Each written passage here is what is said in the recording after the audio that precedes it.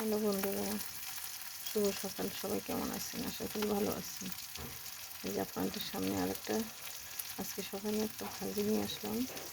সিমের বিচি, তারপর হচ্ছে গাজর, পাতাকপি, ফুলকপি, আলু, বেগুন দিয়ে একটা ভাজি করবো। শীতে সবাই সবজি খাবেন বেশি বেশি।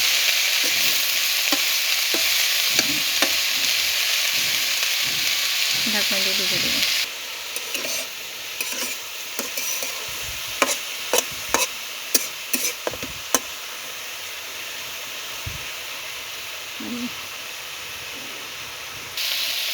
আমার ভাজি দিয়ে হয়ে গেল,